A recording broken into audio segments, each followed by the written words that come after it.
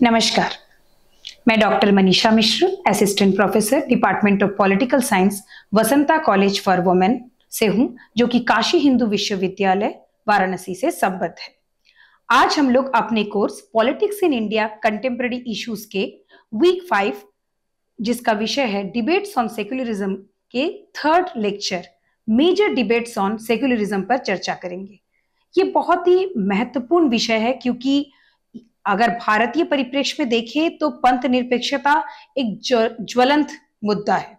तो मैंने इस व्याख्यान को 4 भागों में बांटा है। सबसे पहले हम ये जो विमर्श चल रहा है उसकी पृष्ठभूमि को देखेंगे। तत्पश्चात जो प्रोपगेशन और कन्वर्जन का मैटर है, यानी प्रचार और धर्मांतरण, इसके विषय में किस प्रकार से अलग अलग दृष्टिकोण व्याप्त है समाज में, और सर्वोच्च न्यायालय ने समय समय पर क्या दिशा निर्देश जारी किए हैं, इसको हम समझने का प्रयास करेंगे। फिर स्यूडो सेक्युलरिस्ट डिबेट, जो छद्म पंथ निरपेक्षता संबंधी विमर्श है, जिस पर की वर्तमान सरकार जो है जोर दे रही है कि पहले इस प्रकार की नीतियां प्रचलित थी। इस विमर्श को समझते हुए हम intellectual responses on the crisis of secularism पर चर्चा करेंगे, क्योंकि जो हमारे थिंक टैंक हैं, इंटेलेक्चुअल्स हैं, वो पंथ निरपेक्षता के विषय में क्या मानते हैं, हम इस चीज को स्पष्ट रूप से समझने का प्रयास करेंगे। उनके अलग अलग क्या विचार है, इसे समझेंगे। जब हम बात करते हैं हमारे देश में पंथ निरपेक्षता संबंधी विमर्श की, तो हमें ये देखना होगा कि भारत में जो ये प्रश्न है, ये प्रश्न कंसेप्चुअल डिबेट के रूप में उभरने का इसके पीछे 2 महत्वपूर्ण वजह थी। पहला तो ये कि भारत के जो लोग हैं वो जो धर्मीय मामले में बहुत संवेदनशील है, और एक बहुत ही एक प्रखर रूप से संवेदनशीलता हम देख सकते हैं धार्मिक मामलों में भारतीय लोगों में देखने को मिल सकता है। तो इसलिए क्या हमारे देश के लिए पंथ निरपेक्षता की जो ये अवधारणा है, क्या ये प्रासंगिक है? क्या वास्तव में हम पंथ निरपेक्ष व्यवहार को अपनाते हैं अपने निजी जीवन में? पहला प्रश्न तो ये आता है। दूसरी बात होती है कि क्या पंथ निरपेक्षता जिस प्रकार से भारत में इसको व्यवहार में अपनाया गया है, क्या ये इसके लिए सक्षम है कि उसने जो सांप्रदायिकता की जो समस्या देश में व्याप्त है, विशेषकर हमारे भारतीय समाज में और राजनीति में, क्या उसको समाप्त करने में ये कहीं से सक्षम हो पाई है? तो इसको लेकर जो है हम देख सकते हैं कि बहुत सारी जो एम्बिग्यूटी बनी हुई है, अस्पष्टता का वातावरण है, और इस पर अलग अलग विद्वानों ने अपने दृष्टिकोणों को रखा है। और भारत में अगर हम देखें तो पंथ निरपेक्षता के 2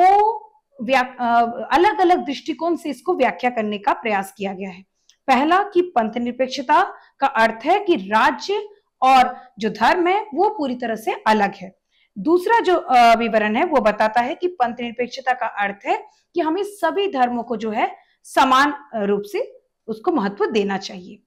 अब अगर हम बात करें प्रोपगेशन और कन्वर्जन की, कि जो प्रचार करने की बात की जाती है, अनुच्छेद 25 उपखंड 1, इसमें स्पष्ट रूप से इसके बारे में प्रावधान है कि हाँ, हमें अपने धर्म को प्रचार करने का अधिकार है। लेकिन समस्या ये तब बन गई कि जब कुछ धर्म के अनुयायियों ने ये माना कि ये हमारा मूल अधिकार है कि हम लोगों का धर्मांतरण करा सकते हैं, और धर्मांतरण के माध्यम से हम अन्य धर्म के मानने वाले व्यक्ति को अपने धर्म में शामिल कर सकते हैं। तो अगर इसको इस प्रकार एक साधन के रूप में देखा जाए तो फिर ये एक नकारात्मक व्यवहार के रूप में झलकता है। तो इसीलिए सर्वोच्च न्यायालय को बीच में हस्तक्षेप करते हुए जब वो केस आया, मध्य प्रदेश के कुछ मामले आए, उड़ीसा से संबंधित कुछ अधिनियम आए, विशेषकर 1997 में, उस समय सर्वोच्च न्यायालय ने यह स्पष्ट किया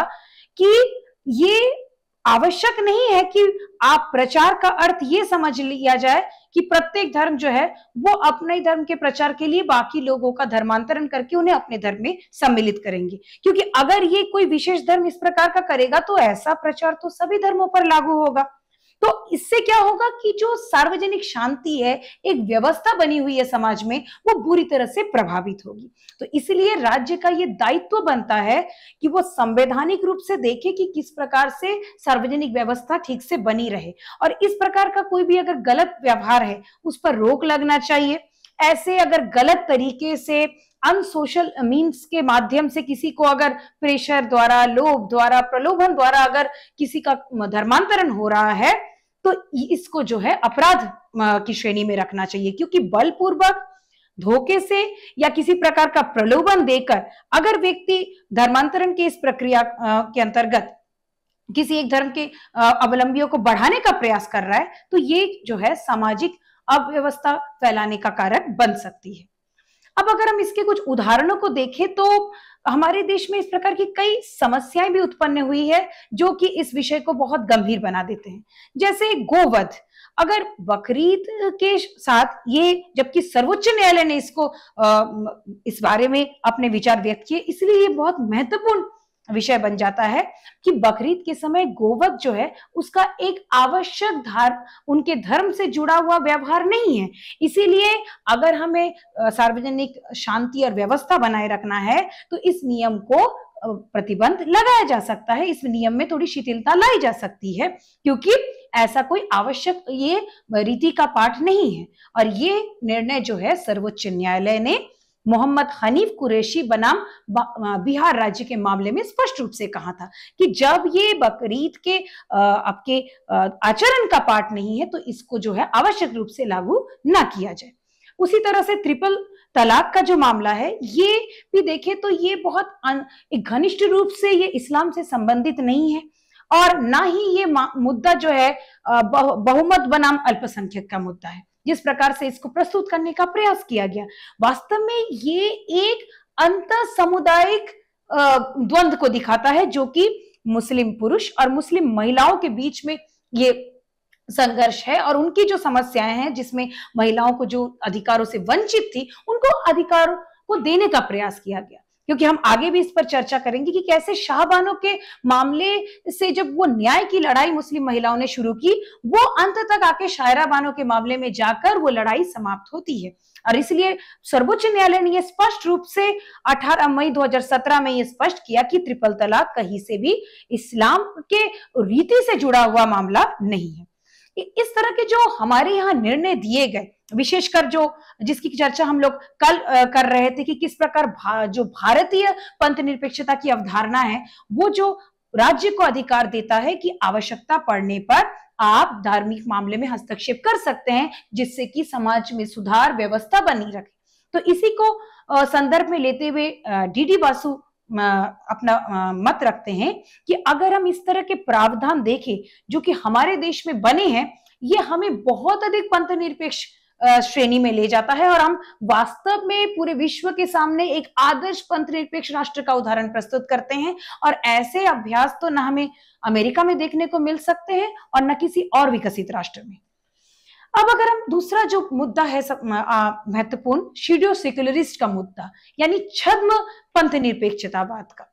क्योंकि ये आक्षेप जो है वर्तमान सरकार विगत सरकारों पर लगाती रही है, तो वर्तमान सरकार का ये मानना है कि जो आज तक जो ये पंथ निरपेक्षता चली आ रही है ये एक शिडो सेक्युलरिज्म है जिसमें कि अल्पसंख्यकों को तुष्टीकरण करने की राजनीति अपनाई जाती है। और दूसरी तरफ जब दूसरे दल इस चीज को समझने का प्रयास करते हैं तो उनका मानना है कि जो मुस्लिम समुदाय है वो एक बहुत बड़ा वोट बैंक है और मुस्लिम समुदाय जो जब वो वोट देता है तो वो एक अलग दृष्टिकोण से नहीं बल्कि एक धार्मिक समुदाय के रूप में वो वोट कास्ट करता है। तो इसलिए वोट डालते समय वो ग्रुप का किस प्रकार पोलराइजेशन हो रहा है इसका प्रभाव दूसरे दलों पर भी पड़ता है। और जबकि अगर हम दूसरी तरफ देखें तो जो हिंदू है वो उनकी जो चेतना का स्तर है राजनीतिक स्तर पर, तो हम देखते हैं कि वो अलग अलग खंडों में विभक्त हो जाता है। कुछ लोग जाति के आधार पर मतदान करते हैं, कुछ लोग भाषा के आधार पर और कुछ लोग क्षेत्रीय जो उनकी मान्यताएं हैं उसके आधार पर। अब ये जो शिडो सेक्युलरिज्म का पर्सपेक्टिव है ये एक तरह से जिस प्रकार से इस पर वर्तमान सरकार अपना दृष्टिकोण रखती है, इस पर द हिंदू के एडिटोरियल में 28 अप्रैल 2017 में एक लेख निकला था जिसमें इस बात को चिन्हित किया गया था कि कहीं ना कहीं ये शिडो सेक्युलरिस्ट का जो ये इस बात को प्रस्तुत करने का प्रयास किया गया है, तो ये कहीं ना कहीं हिंदुइज्म और सेक्युलरिज्म को एक बाइनरी ऑपोजिशन में रखता है कि जो पूरी तरह से दो अलग अलग दृष्टिकोण है और जिस प्रकार से सेक्युलरिस्ट प्रैक्टिस को अपनाया जाता है वो कहीं से भी समाज के हित में उस तरह से काम नहीं कर रहा है। अब अगर हम बात करें इस डिबेट का, सेड्यू सेक्युलरिस्ट डिबेट का, इसकी शुरुआत जो अगर समकालीन परिप्रेक्ष्य में देखते हैं तो वो मोहम्मद अहमद खान और शाहबानो बेगम के मामले से होती है, क्योंकि शाहबानो ने अपना गुजारा भत्ता अपने पति से सेक्शन 125 जो कि आपके क्रिमिनल प्रोसीजर एक्ट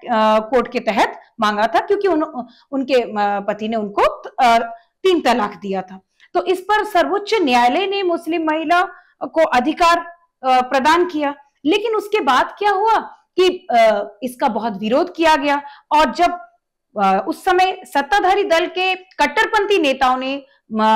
सरकार पर दबाव डाला, तब उस समय राजीव गांधी की सरकार को सर्वोच्च न्यायालय के उस निर्णय को बदलना पड़ा, और उसके लिए Muslim women right to protection on divorce act 1986 लाना पड़ा। और इसके बाद क्या हुआ, जो मुस्लिम महिलाओं का जो अधिकार था भरण पोषण का, जो कि उन्हें कोड ऑफ क्रिमिनल प्रोसीडिंग के तहत सेक्शन 125 के तहत मिल सकता था, उसमें कटौती की गई। तो इसको लेकर जो है काफी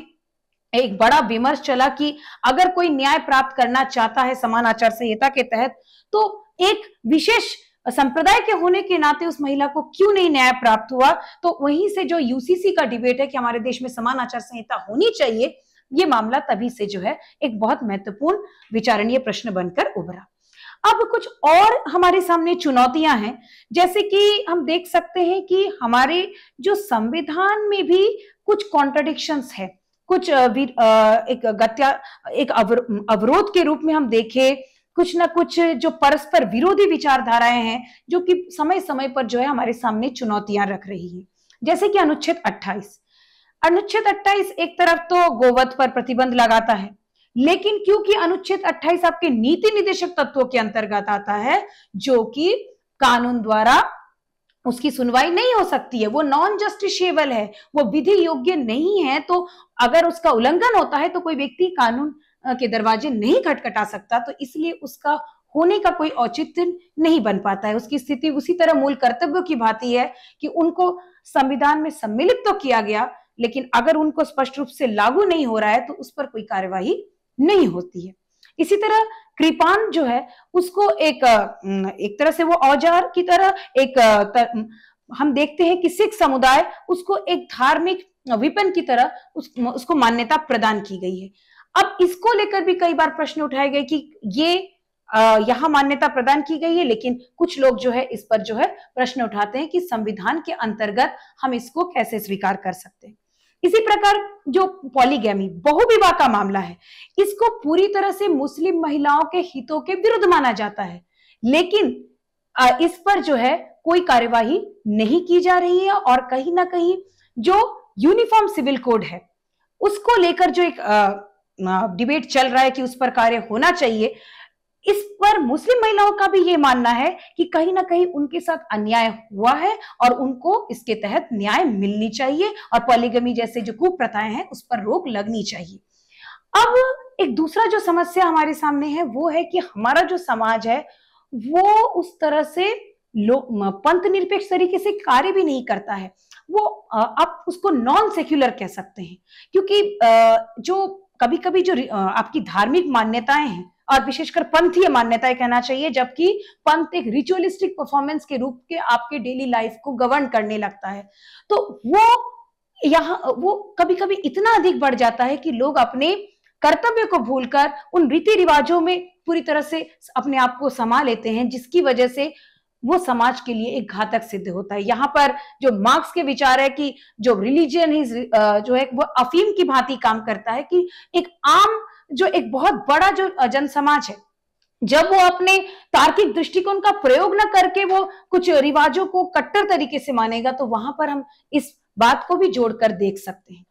और फिर तीसरा जो मुख्य विषय आता है वो है आपका बढ़ता हुआ मूलवाद, जो फंडामेंटलिज्म है, कट्टरपंथ है, कंजर्वेटिव माइंडसेट है। ये कहीं ना कहीं हमारे समाज में और विशेषकर आपके पंथ को लेकर, धर्म को लेकर ये भी समस्याएं खड़ा करते हैं, क्योंकि समाज में सुव्यवस्था बनाए रखना और एक बंधुत्व का दृष्टिकोण विकसित हो ये आवश्यक है, लेकिन इस पर जो है उस तरह से काम नहीं किया जा रहा है। और ऐसे व्यक्ति जो कि अपने भाषणों के माध्यम से धार्मिक उन्माद को पैदा कर सकते हैं, सांप्रदायिक सौहार्द को बिगाड़ सकते हैं, और इस तरह के व्यक्तियों का होना और उन पर कार्यवाही का ना होना, ये सारी जो है समस्याएं हमारे लिए विकट रूप से भारत में हम देख सकते हैं। और कई बार जो है ये सांप्रदायिक सौहार्द को तोड़ने में भी इन लोगों ने एक बहुत बड़ी भूमिका निभाई है। और कहीं ना कहीं हमारा संविधान भी इस मामले में कोई विशेष जो प्रावधान नहीं बनाया था, तो अभी उस क्षेत्र में प्रावधान बनाने की आवश्यकता है, क्योंकि ये समय की मांग है। अब जो बात आती है कि जो राजनीतिक दल है वो भी अपने निहित स्वार्थ से अधिक कार्य कर रहे हैं, तो राजनीतिक दलों के जो निहित स्वार्थ से गवर्न होकर कार्य करने की जो प्रवृत्ति है उस पर भी नियंत्रण लगाने की आवश्यकता है। इस क्षेत्र में जो आपके अनसेटलिंग चैलेंजेस के रूप में हम देखें तो मोहम्मद गौस ने अपनी प्रसिद्ध पुस्तक secularism, society and law in India में जो राजनीतिक दलों की जो प्रवृत्ति है इस पर अपने विचार रखते हुए कहा था कि जो हमारे यहाँ राजनीतिक दल है, यहाँ तक कि जो राष्ट्रीय दल भी है, वो कभी भी पंथ निरपेक्षता को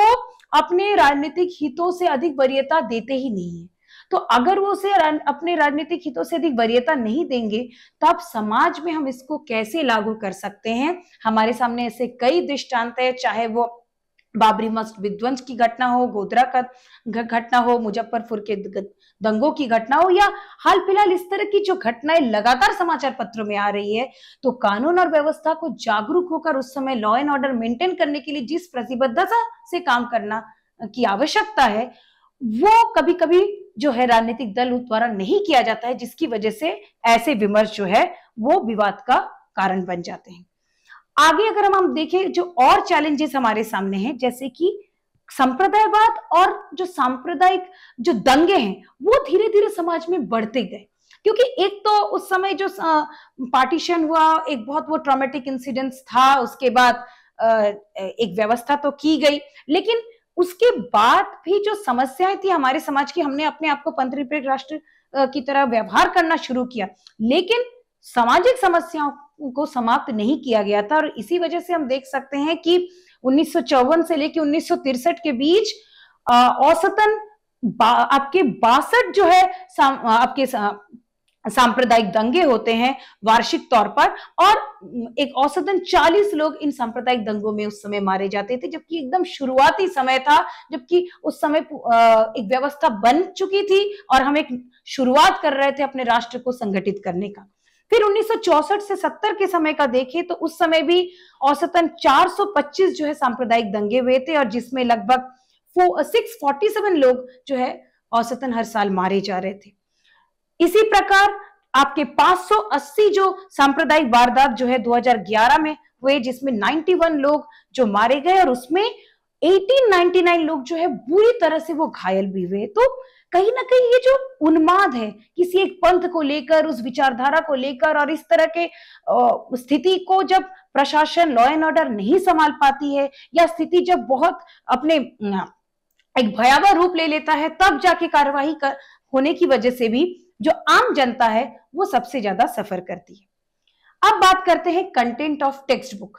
जो हमारे पाठ्य पुस्तक है उनकी विषय वस्तु भी कई बार विवाद का कारण रही है, क्योंकि कहीं ना कहीं हमारी जो शैक्षिक संस्थाएं हैं वो भी उस प्रकार से पंथ निरपेक्ष मूल्यों को प्रसार करने का काम नहीं कर रही है, उस प्रकार से उसका प्रचार प्रसार नहीं हो रहा है, क्योंकि जितनी भी आपकी प्रेस्क्राइब्ड किताबें हैं वो कुछ विशेष कैरेक्टर्स को, कुछ विशेष लोगों को तो उनको दैदीप्यमान और उनकी उनको महान रूप से प्रस्तुत करने का प्रयास करते हैं, लेकिन वो हर समुदाय के ऐसे लोगों को पूरी तरह से इंक्लूड नहीं करते हैं। तो इससे जिस समुदाय के लोगों को उसमें शामिल नहीं किया गया, उस समुदाय के लोगों में एक प्रतिशोध की भावना जागृत होती है। फिर आपके टेक्स्ट बुक को लेकर डिबेट होता है, और कई बार हम देखते हैं कि एनसीईआरटी की पाठ्य पुस्तकों में परिवर्तन किए गए, हिस्ट्री की किताबों को लेकर कई बार जो डिबेट वे एक विशेष राजा को कभी उनका महिमा मंडन करना, कभी एक सम्राट को एक देशद्रोही के रूप में घोषित करना, इस प्रकार की जो समस्याएं सामने मुखरित होकर आती है। एक और जो विडंबना है कि एक राइटिंग इस प्रकार के भी होते हैं जहां पर हम देखते हैं कि जो हमारे क्रांतिकारी हैं उनको आतंकवादी शब्द उनके लिए प्रयोग किया गया है, क्योंकि उन्होंने हिंसा का सहारा लिया था ब्रिटिश शासन से मुक्ति दिलाने के लिए, ना कि वो एक आतंकवाद सामाजिक अव्यवस्था को फैलाने के लिए उन्होंने किया। तो ऐसे शब्दों का प्रयोग करने से हमें बचना चाहिए और कहीं ना कहीं उनके बलिदान को स्वीकार करने की आवश्यकता है। तो पाठ्य पुस्तक को लेकर भी हम देखते हैं कि कई बार जो है ऐसे विमर्श उठे हैं कि इसमें पंथ निरपेक्षता मूलक दृष्टिकोण को कहां तक स्वीकार किया गया है। अब अगर हम देखें कि जो पंथ निरपेक्षता संबंधी जो विमर्श भारत में है उस पर अलग अलग विद्वानों ने, इंटेलेक्चुअल्स ने समय समय पर अपने जो दृष्टिकोण है उसको रखने का प्रयास किया है, और कुछ लोगों ने जो दृष्टिकोण विद्यमान है उसका समर्थन किया है और कुछ लोगों ने उसका विरोध किया है। जैसे आशीष नंदी ने एन एंटी सेक्युलरिस्ट मैनिफेस्टो में इसको स्पष्ट रूप से कहा कि आधुनिक समाज जो है और जो राज्य की व्यवस्था है, जो कि हम देखते हैं वेस्टर्न लिबरल आइडियाज से गवर्न होकर कार्य करती है, वहां पर व्यक्ति पर जो है पूरी तरह से केंद्रित व्यवस्था है, यानी व्यक्ति जो है डोमिनेट कर रहा है, और सामूहिक जीवन में भी हम सामूहिक जीवन में व्यक्ति को डोमिनेट करता हुआ देख रहे हैं। तो सामूहिक गतिविधियों को, एक कम्युनिटेरियन प्रैक्टिस को कम देखते हैं। तो इसलिए यहाँ क्या है, जो भी आइडियोलॉजीज इनके विरोध में है, जो भी विचारधारा इसके विरत है, जैसे कि इसमें रिलीजन को एकदम हाशिए का विचारधारा माना गया है, वो एकदम पेरीफेरी की विचारधारा है, तो इसको हटा देना चाहिए। और यहाँ एक दो तरह का पदसोपान का भी निर्माण किया गया है, जिसमें अगर आप पंथीय रिलीजियस पहचान से जुड़े हुए हैं तो आपको जो है निम्न इंफीरियर व्यक्ति माना जाएगा, और अगर इस तरह के लिबरल एक फ्री माइंडसेट के हैं तो उसको उच्च पदवी दी गई। और कहीं ना कहीं इस तरह की जो समस्या विद्यमान हुई समाज में, इसको नंदी ने इंगित करते हुए कहा कि इसका असल में दो समस्याएं थी, दो ध्रुवीय समस्याएं हमारे समाज में है, जिसकी वजह से इस प्रकार की समस्याएं उत्पन्न हुई। पहले तो रिलीजियस इंस्ट्रूमेंटलिज्म, यानी हमने पंथ को जो है एक उपकरण की तरह प्रयोग करना शुरू किया और उसके आधार पर समाज में कुछ चीजों को आरोपित करने का प्रयास किया, जिसकी वजह से समस्याएं हुई। और दूसरा रिलीजियस फंडामेंटलिज्म, कि पंथीय उन्मादवाद, पंथ को लेकर जब लोग पूरी तरह से अपने जो एक सामाजिक व्यवहार आचार को भूलकर व्यवहार करने लगते हैं, और वी और अदरिंग की फीलिंग इतने चरम पर चली जाती है कि अपने वी को प्रोटेक्ट करने के लिए अदर्स पर अटैक करने के लिए तैयार हो जाते हैं, तब जो है आपके जो सेक्युलर पब्लिक स्पेस है उनका संरक्षण नहीं हो सकता है, फिर पंथ निरपेक्ष दृष्टिकोण उस तरह से पनप नहीं सकता। इसलिए जो पंथ निरपेक्षता हमारे यहाँ चल रहा है वो सही से समाज में कार्यरत कैसे होगा, क्योंकि लोगों के व्यवहार में तो नहीं है। लोग अपने जीवन में हाईली रिलीजियस हैं, तो उनसे हम कैसे एक्सपेक्ट कर सकते हैं कि वो अपने व्यवहार में पंथ निरपेक्ष दृष्टिकोण को अपनाएगा। क्योंकि जो आप अगर किसी व्यक्ति को पहचान भी पूछिए तो सबसे पहले वो अपना नाम, अपनी जाति, अपने धर्म, अपने क्षेत्र, अपनी भाषा, अपने राज्य के विषय में बताएगा। बहुत बाद में उसको याद आएगा कि हाँ हम भारतीय है, और शायद भारतीय शब्द एकदम अंतिम समय उसके दृष्टिकोण में आएगा। तो ये जो हमने अपने पहचानों का इतना स्तरीकरण करके रखा है, तो ये स्तरीकरण भी हमारी सोच को जो गवर्न करने का एक बहुत बड़ा कारण है। और ये जो समस्या है, इस समस्या से हम कैसे निकल सकते हैं, इसके लिए आशीष नंदी कहते हैं कि हमें फिर से हमारी जो सहिष्णुता की संस्कृति थी उसको फिर से लाना होगा, उसका फिर से पुनरुत्थान करना होगा, क्योंकि ये तो हमारे जीवन में व्याप्त रहा है। हम लोगों ने हमेशा से इसी प्रकार की जीवन पद्धति को अपनाए हैं, जिसमें हमने एक दूसरे के प्रति सहिष्णु, एक दूसरे के प्रति सम्मान का व्यवहार अपनाए हैं। अब उसी को फिर से वापस लाने की आवश्यकता है। अब अगर हम एक और विद्वान के विचारों को देखें, टी.एन. मदान, उनका मानना है कि जो हमारे देश में, और विशेषकर सिर्फ भारत के परिप्रेक्ष्य में नहीं कहेंगे,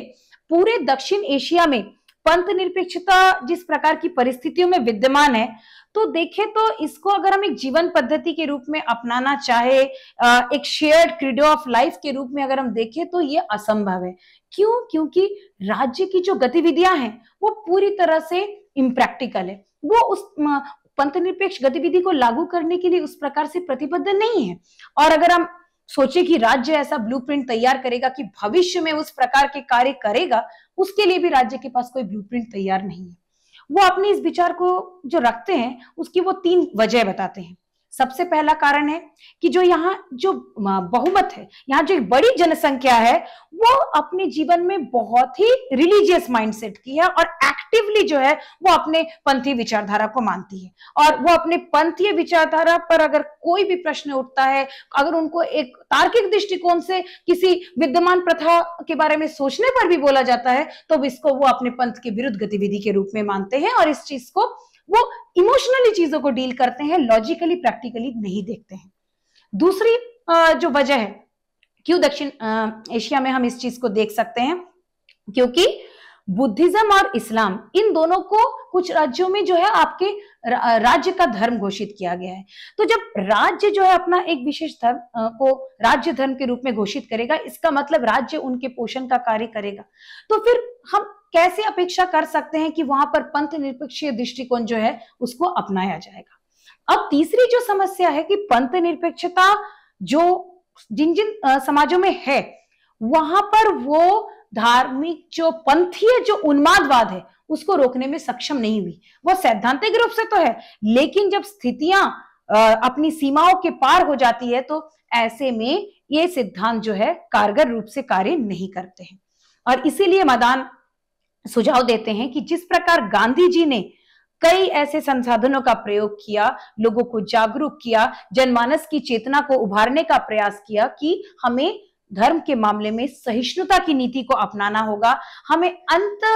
धर्मीय जो अपने दृष्टिकोण है, अपनी समझ है, उसको बढ़ाना होगा, तब जाकर जो है हम अपने समाज में एक संतुलित दृष्टिकोण को अपना पाएंगे और कहीं ना कहीं तब वी और अदरिंग की जो ये फीलिंग है ये भी धीरे धीरे कम होगी। अब ये जो इंटेलेक्चुअल्स रिस्पॉन्सेस हुए, कहीं ना कहीं इन लोगों ने जो पंथ निरपेक्षता की विद्यमान परिभाषा है या विद्यमान दृष्टिकोण है, सीधा सीधा उसको उन्होंने चुनौती की। लेकिन इन्होंने जो चुनौती दी विद्यमान पंथ निरपेक्षता की इस संकल्पना को, तो ऐसा नहीं कि विद्वानों ने इनको प्रत्युत्तर नहीं दिया, क्योंकि ऐसे कई विद्वान हैं जो मानते हैं कि हमारे यहाँ कोई व्यवस्था नहीं है, उसकी जगह अगर एक दृष्टिकोण पनप रहा है और उस पर लोग कार्य कर रहे हैं तो हमें उस दृष्टिकोण को संपोषित करने की आवश्यकता है। जैसा कि अखिल बिलग्रामी मानते हैं कि आशीष नंदी जी जिस प्रकार के दृष्टिकोणों को रख रहे हैं वो एक दिवा स्वप्न की परिकल्पना जैसे हैं। हम एक प्राचीन अपनी उदात्त परंपरा की बात कर रहे हैं और एक ऐसे हिस्टीरियोग्राफी में जीने की प्रयास कर रहे हैं, इतिहास का हम रेफरेंस दे रहे हैं, लेकिन हमें वर्तमान की समस्याओं के दृष्टिकोण में रखते हुए अपनी समस्याओं का समाधान करना होगा। हम केवल इतिहास का रेफरेंस देके जो है अभी की समस्याओं का समाधान नहीं कर सकते हैं। इसी तरह वनायक जो एक और विद्वान है, उनका मानना है कि आशीष नंदी और टी एन मदान एक ऐसे प्रकार के परंपरागत विचार का समर्थन कर रहे हैं जो एक उदात्त आत्मा, एक एम्बेडेड सेल्फ की कल्पना करता है। और ये एम्बेडेड सेल्फ जो है, ये जो आधुनिक विचार है जो कि मानता है कि प्रत्येक व्यक्ति स्वतंत्र है, समान है और प्रत्येक व्यक्ति की आत्मा जो है स्वतंत्र रूप से अपने अच्छे बुरे का निर्णय ले सकती है, इस विचार से पूरी तरह से कॉन्ट्राडिक्ट करता है। इसके एकदम दूसरी विचारधारा है। इसीलिए वनायक अपना तर्क देते हैं कि जो एंटी सेक्युलरिस्ट हैं, ये जो पर्सपेक्टिव है एंटी सेक्युलरिस्ट मैनिफेस्टो उनका पेपर ही है, तो ये लोग निश्चित रूप से अपने विचारों में ये सांप्रदायिक तो नहीं है और उन्होंने सांप्रदायिकता का विरोध किया, लेकिन सांप्रदायिकता का विरोध करते हुए भी जब उन्होंने विद्यमान एक व्यवस्था जो किसी तरह से कार्य करने का प्रयास कर रही है उसको आप खारिज करते हैं, तो कहीं ना कहीं जो आप पंथीय जो पहचान है, जो रिलीजियस आइडेंटिटीज है, उससे संबंधित राजनीति को आप वैध ठहरा रहे हैं। और अगर इस प्रकार की राजनीति को हम वैध ठहराएंगे तो हम कहीं भी हम अपनी जो समाज की जो मूल समस्याएं हैं उसकी जड़ तक जाके हम इसको समाप्त नहीं कर पाएंगे, क्योंकि आवश्यकता इस बात की है कि संवैधानिक प्रावधानों का भी हमें उनको संरक्षित करने की आवश्यकता है। साथ ही परिस्थितियां निरंतर बदल रही है, तो बदलती हुई परिस्थिति के साथ जो है हमें परिवर्तन भी करना होगा। कैसे कानून शासन व्यवस्था अच्छे से बनी रहे समाज में, उसके लिए प्रशासन को, सरकार को केंद्र स्तर पर, राज्य स्तर पर सुचारू रूप से त्वरित कार्रवाई करनी होगी और किसी भी विशेष संप्रदाय और किसी भी विशेष धर्म जाति के प्रति जो है एक बायस होकर कार्य नहीं करना है, बल्कि सभी जन के कल्याण के दृष्टिकोण से कार्य करने की आवश्यकता है। तभी जाके जो ये अलग अलग विमर्श है, क्योंकि जरूरी है विमर्श होना, क्योंकि विमर्श क्या कि थीसिस एंटीथीसिस के बाद ही सिंथेसिस बन पाता है। तो विमर्शों की आवश्यकता है और इसकी में लोगों के जागरूक इसके बारे में होकर मंथन करें और तब जाकर जो है हम अपनी जो ये समस्याएं हैं उस पर कैसे उस समाधान तक पहुंच सकते हैं, हम उस दृष्टिकोण पर पहुंच पाएंगे। अब मैंने इसमें आप लोगों के लिए कुछ गतिविधि प्रश्न रखे हैं। सबसे पहले आपको ये समझना होगा जो ये पंथ निरपेक्षता का जो विमर्श है, इसमें जो अभी के समय शीडियो सेक्युलरिज्म का डिबेट चल रहा है, ये क्या है और जो बहुत सारी जो चुनौतियां हैं पंथ निरपेक्षता के समझ जो अभी तक उनका समाधान नहीं हो पाया है, वो कैसे उनका समाधान हो सकता है, इस पर आप अपने विचार रखिएगा। और साथ ही आप जो मेजर इंटेलेक्चुअल्स रिस्पॉन्सेस हैं पंथ निरपेक्षता को लेकर, अलग अलग विद्वानों ने जिस प्रकार के दृष्टिकोण रखे हैं, इस पर आप अपना क्या विचार रखते हैं, इस पर आप अपना जो है लेख लिखिएगा। और साथ ही इस विषय को आप और गहन रूप से समझना चाहते हैं तो इसमें मैंने कुछ अतिरिक्त अध्ययन सामग्रियों की चर्चा की है, जिसमें आप ये जो आर वी नेशन ऑफ सीडियो सेक्युलरिस्ट का जो ये लेख है द हिंदू का, इसको पढ़ने के साथ ही आपके प्रतापभानु मेहता की इस पुस्तक से भी आप इसके बारे में और डिटेल में समझ सकते हैं। धन्यवाद।